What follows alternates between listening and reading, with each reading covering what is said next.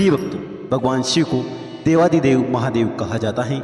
जिस व्यक्ति पर उनकी कृपा दृष्टि पड़ती है उसके जीवन के सभी कष्ट चुटकियों में दूर हो जाते हैं। शिव जी को उनकी दया और करुणा के लिए भी जाना जाता है, इसलिए उन्हें भोलेनाथ भी कहा जाता है। यह केवल जल चढ़ाने से ही प्रसन्न हो जाते हैं। अगर आप शिव जी को अधिक कृपा पाना चाहते हैं तो आज जो मंत्र हम आपको सुनाने वाले हैं, जिसका 108 बार जाप स्मरण करने मात्र से ही आपकी संतान व परिवार पर कभी भी किसी प्रकार का संकट नहीं आएगा। साथ ही इस मंत्र के प्रभाव से मनचाहा फल व वर प्राप्त होगा। माता पिता एवं बच्चों का स्वास्थ्य हमेशा ठीक रहेगा। घर के सभी आपसी कलेश हमेशा के लिए मिट जाएंगे। व्यवसाय से लेकर छोटे बड़े हर कारोबार में वृद्धि होगी।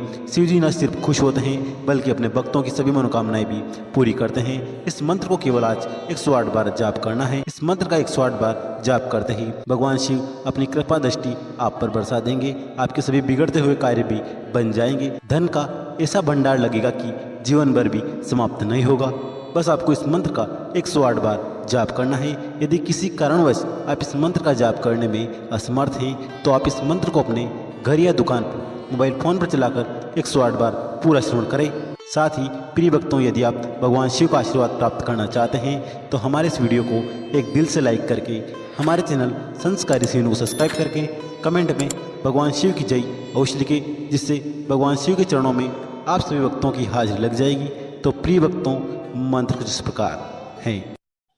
ॐ त्र्यम्बकं यजामहे सुगन्धि पुष्टिवर्धनम् उर्वारुकमिव बन्धनान् मृत्युर्मुक्षीयमामृतम्। ॐ त्र्यम्बकं यजामहे सुगन्धि पुष्टिवर्धनम् उर्वारुकमिव बन्धनान् मृत्युर्मुक्षीयमामृतम्। ॐ त्र्यम्बकं यजामहे सुगन्धि पुष्टिवर्धनम् उर्वारुकमिव बन्धनान् मृत्युर्मुक्षीयमामृतम्। ॐ त्र्यम्बकं यजामहे सुगन्धि पुष्टिवर्धनम् उर्वारुकमिव बन्धनान् मृत्युर्मुक्षीयमामृतम्। ॐ त्र्यम्बकं यजामहे सुगन्धि पुष्टिवर्धनम् उर्वारुकमिव बन्धनान् मृत्युर्मुक्षीयमामृतम्। ॐ त्र्यम्बकं यजामहे सुगन्धि पुष्टिवर्धनम् उर्वारुकमिव बन्धनान् मृत्युर्मुक्षीयमामृतम्। ॐ त्र्यम्बकं यजामहे सुगन्धि पुष्टिवर्धनम् उर्वारुकमिव बन्धनान् मृत्युर्मुक्षीयमामृतम्। ॐ त्र्यम्बकं यजामहे सुगन्धि पुष्टिवर्धनम् उर्वारुकमिव बन्धनान् मृत्युर्मुक्षीयमामृतम्। ॐ त्र्यम्बकं यजामहे सुगन्धि पुष्टिवर्धनम् उर्वारुकमिव बन्धनान् मृत्युर्मुक्षीयमामृतम्। ॐ त्र्यम्बकं यजामहे सुगन्धि पुष्टिवर्धनम् उर्वारुकमिव बन्धनान् मृत्युर्मुक्षीयमामृतम्। ॐ त्र्यम्बकं यजामहे सुगन्धि पुष्टिवर्धनम् उर्वारुकमिव बन्धनान् मृत्युर्मुक्षीयमामृतम्। ॐ त्र्यम्बकं यजामहे सुगन्धि पुष्टिवर्धनम् उर्वारुकमिव बन्धनान् मृत्युर्मुक्षीयमामृतम्। ॐ त्र्यम्बकं यजामहे सुगन्धि पुष्टिवर्धनम् उर्वारुकमिव बन्धनान् मृत्युर्मुक्षीयमामृतम्। मृत्यो मोक्षैमामृतम् ॐ त्र्यम्बकं यजामहे सुगन्धिपुष्टिवर्धनम् उर्वारुकमिव बन्धनान् मृत्युर्मुक्षैमामृतम् ॐ त्र्यम्बकं यजामहे सुगन्धिपुष्टिवर्धनम् उर्वारुकमिव बन्धनान् मृत्यो मोक्षैमामृतम् ॐ त्र्यम्बकं यजामहे सुगन्धिपुष्टिवर्धनम् उर्वारुकमिव बन्धनान् मृत्यो मोक्षैमामृतम् ॐ त्र्यम्बकं यजामहे सुगन्धिपुष्टिवर्धनम् उर्वारुकमिव बन्धनान् मृत्युर्मुक्षैमामृतम् ॐ त्र्यम्बकं यजामहे सुगन्धिपुष्टिवर्धनम् उर्वारुकमिव बन्धनान् मृत्यो मोक्षैमामृतम् ॐ त्र्यम्बकं यजामहे सुगन्धिपुष्टिवर्धनम् उर्वारुकमिव बन्धनान् मृत्युर्मुक्षैमामृतम् ॐ त्र्यम्बकं यजामहे सुगन्धिपुष्टिवर्धनम् उर्वारुकमिव बन्धनान् मृत्यो मोक्षैमामृतम् ॐ त्र्यम्बकं यजामहे सुगन्धिपुष्टिवर्धनम् उर्वारुकमिव बन्धनान् मृत्युर्मुक्षैमामृतम् ॐ त्र्यम्बकं यजामहे सुगन्धिपुष्टिवर्धनम् उर्वारुकमिव बन्धनान् मृत्यो मोक्षैमामृतम् ॐ त्र्यम्बकं यजामहे सुगन्धिपुष्टिवर्धनम् उर्वारुकमिव बन्धनान् मृत्युर्मुक्षैमामृतम् ॐ त्र्यम्बकं यजामहे सुगन्धिपुष्टिवर्धनम् उर्वारुकमिव बन्धनान् मृत्यो मोक्षैमामृतम् ॐ त्र्यम्बकं यजामहे सुगन्धिपुष्टिवर्धनम् उर्वारुकमिव बन्धनान् मृत्युर्मुक्षैमामृतम् ॐ त्र्यम्बकं यजामहे सुगन्धिपुष्टिवर्धनम् उर्वारुकमिव बन्धनान् मृत्यो मोक्षैमामृतम् ॐ त्र्यम्बकं यजामहे सुगन्धिपुष्टिवर्धनम् उर्वारुकमिव बन्धनान् मृत्युर्मुक्षैमामृतम्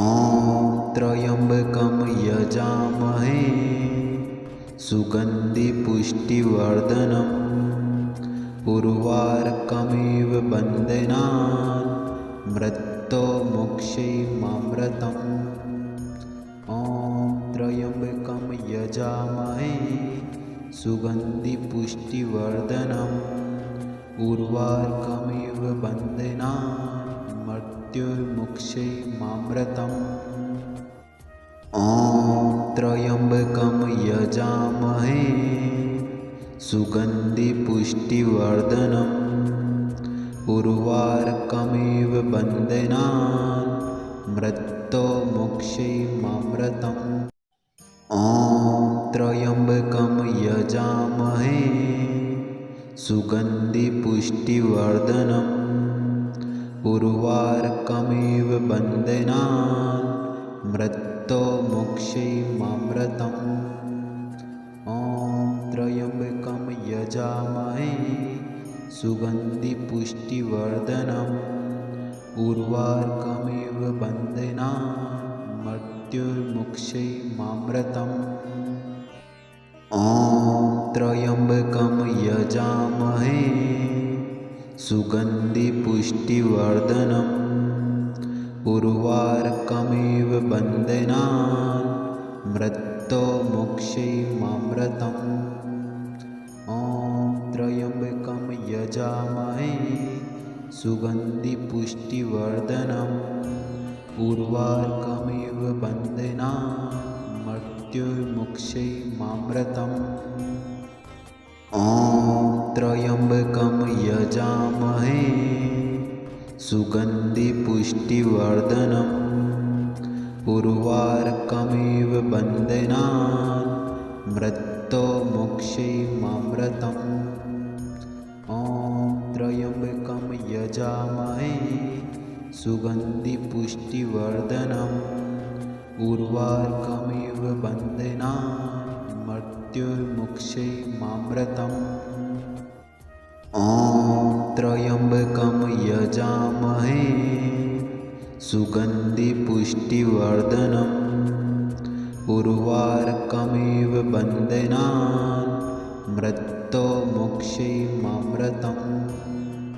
ॐ त्र्यम्बकं यजामहे सुगन्धिपुष्टिवर्धनम् उर्वारुकमिव बन्धनान् मृत्युर्मुक्षैमामृतम्।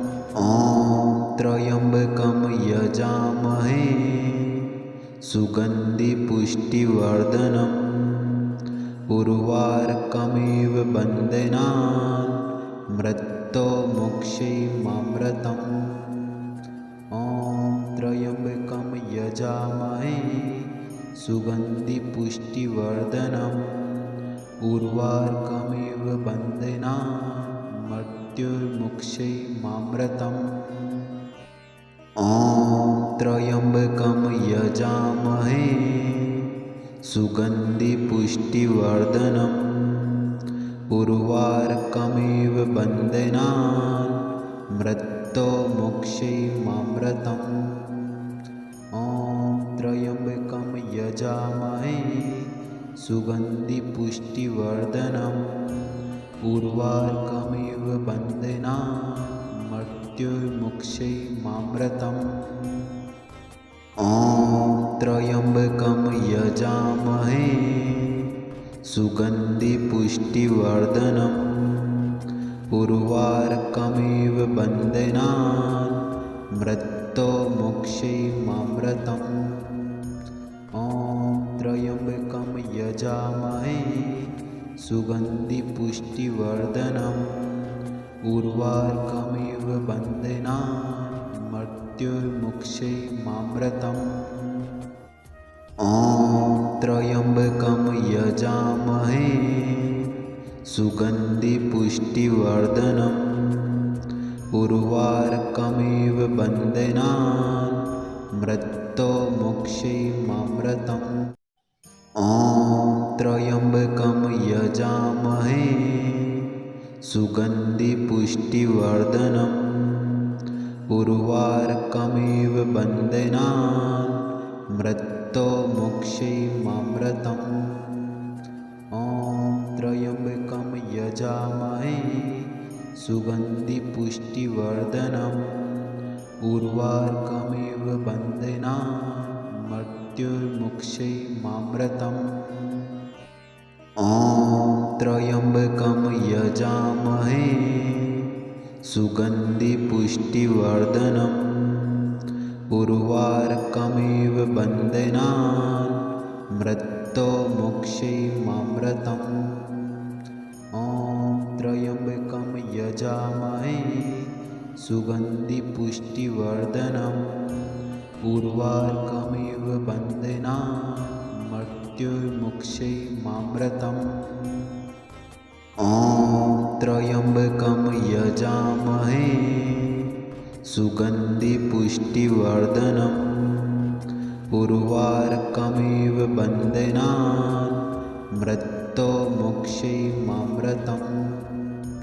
ॐ त्र्यम्बकं यजामहे सुगन्धिपुष्टिवर्धनम् उर्वार्कमिव बन्धनान् मृत्युर्मुक्षैमामृतम् ॐ त्र्यम्बकं यजामहे सुगन्धिपुष्टिवर्धनम् उर्वार्कमिव बन्धनान् मृत्युर्मुक्षैमामृतम् ॐ त्र्यम्बकं यजामहे सुगन्धिपुष्टिवर्धनम् उर्वार्कमिव बन्धनान् मृत्युर्मुक्षैमामृतम् ॐ त्र्यम्बकं यजामहे सुगन्धिपुष्टिवर्धनम् उर्वार्कमिव बन्धनान्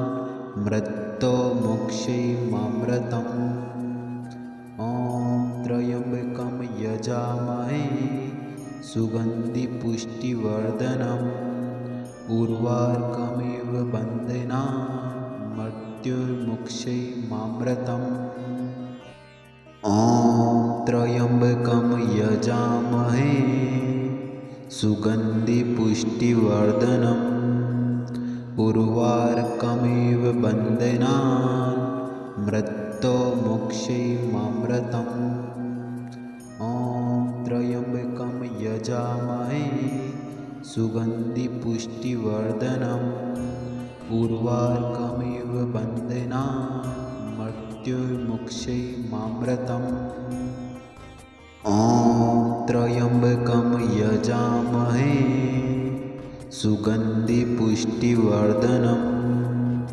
उर्वार्कमिव बन्धनान् मृत्युर्मुक्षैमामृतम् ॐ त्र्यम्बकं यजामहे सुगन्धिपुष्टिवर्धनम् उर्वार्कमिव बन्धनान् मृत्युर्मुक्षैमामृतम् ॐ त्र्यम्बकं यजामहे सुगन्धिपुष्टिवर्धनम् उर्वार्कमिव बन्धनान् मृत्युर्मुक्षैमामृतम् ॐ त्र्यम्बकं यजामहे सुगन्धिपुष्टिवर्धनम् उर्वार्कमिव बन्धनान् मृत्युर्मुक्षैमामृतम्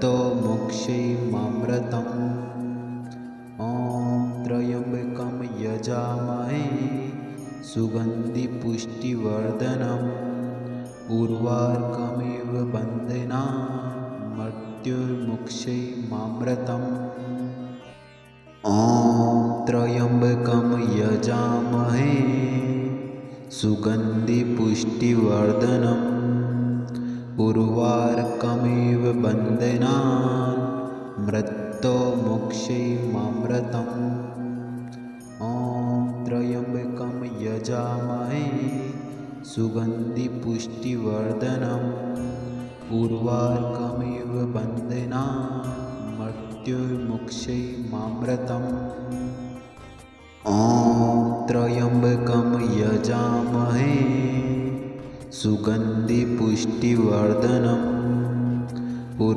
उर्वार्कमिव बन्धनान् मृत्युर्मुक्षैमामृतम् ॐ त्र्यम्बकं यजामहे सुगन्धिपुष्टिवर्धनम् उर्वार्कमिव बन्धनान् मृत्युर्मुक्षैमामृतम् ॐ त्र्यम्बकं यजामहे सुगन्धिपुष्टिवर्धनम् उर्वार्कमिव बन्धनान् मृत्युर्मुक्षैमामृतम् ॐ त्र्यम्बकं यजामहे सुगन्धिपुष्टिवर्धनम् उर्वार्कमिव बन्धनान् मृत्युर्मुक्षैमामृतम् ॐ त्र्यम्बकं यजामहे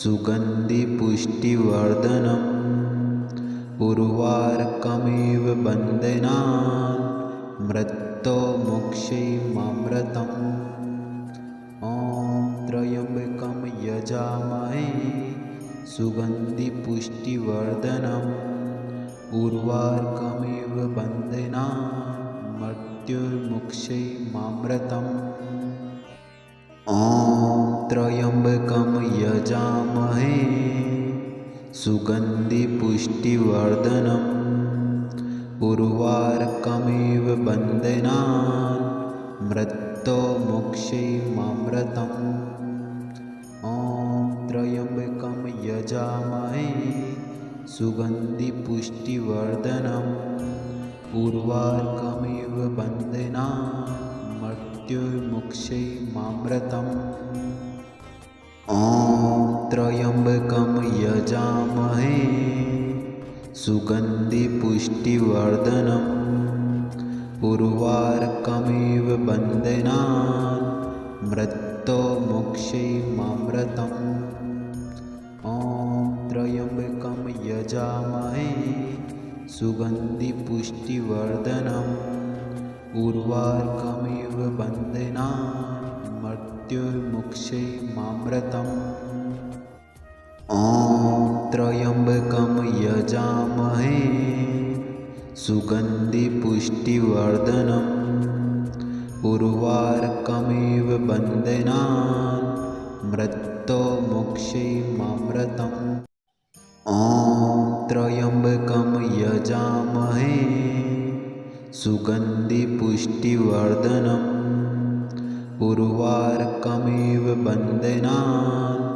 मृत्युर्मुक्षैमामृतम् ॐ त्र्यम्बकं यजामहे सुगन्धिपुष्टिवर्धनम् उर्वारुकमिव बन्धनान् मृत्युर्मुक्षैमामृतम् ॐ त्र्यम्बकं यजामहे सुगन्धिपुष्टिवर्धनम् उर्वारुकमिव बन्धनान् मृत्युर्मुक्षैमामृतम् ॐ त्र्यम्बकं यजामहे सुगन्धिपुष्टिवर्धनम् उर्वारुकमिव बन्धनान् मृत्युर्मुक्षैमामृतम् ॐ त्र्यम्बकं यजामहे सुगन्धिपुष्टिवर्धनम्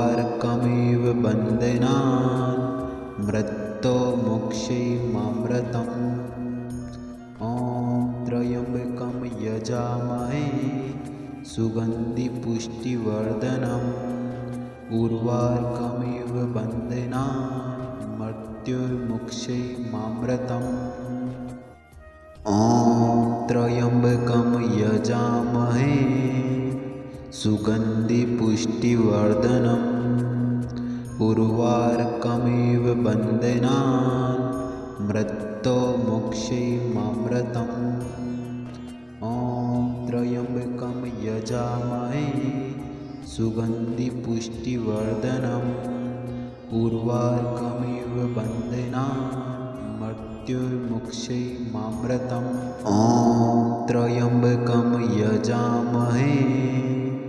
सुगन्धिपुष्टिवर्धनम् उर्वारुकमिव बन्धनान् मृत्युर्मुक्षैमामृतम् ॐ त्र्यम्बकं यजामहे सुगन्धिपुष्टिवर्धनम् उर्वारुकमिव बन्धनान् मृत्युर्मुक्षैमामृतम् ॐ त्र्यम्बकं यजामहे सुगन्धिपुष्टिवर्धनम् उर्वारुकमिव बन्धनान् मृत्युर्मुक्षैमामृतम् ॐ त्र्यम्बकं यजामहे सुगन्धिपुष्टिवर्धनम् उर्वारुकमिव बन्धनान् मृत्युर्मुक्षैमामृतम् ॐ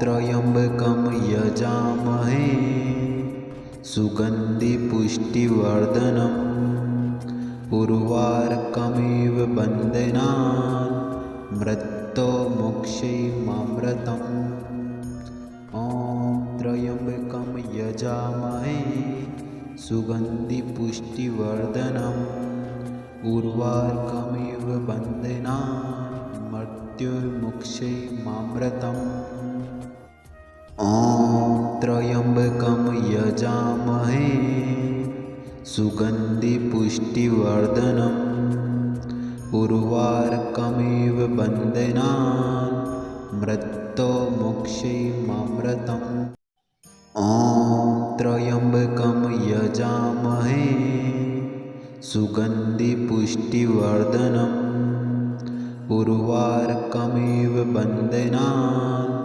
मृत्युर्मुक्षैमामृतम् ॐ त्र्यम्बकं यजामहे सुगन्धिपुष्टिवर्धनम् उर्वारुकमिव बन्धनान् मृत्युर्मुक्षैमामृतम् ॐ त्र्यम्बकं यजामहे सुगन्धिपुष्टिवर्धनम् उर्वारुकमिव बन्धनान् मृत्युर्मुक्षैमामृतम् ॐ त्र्यम्बकं यजामहे सुगन्धिपुष्टिवर्धनम् उर्वारुकमिव बन्धनान् मृत्युर्मुक्षैमामृतम् ॐ त्र्यम्बकं यजामहे सुगन्धिपुष्टिवर्धनम्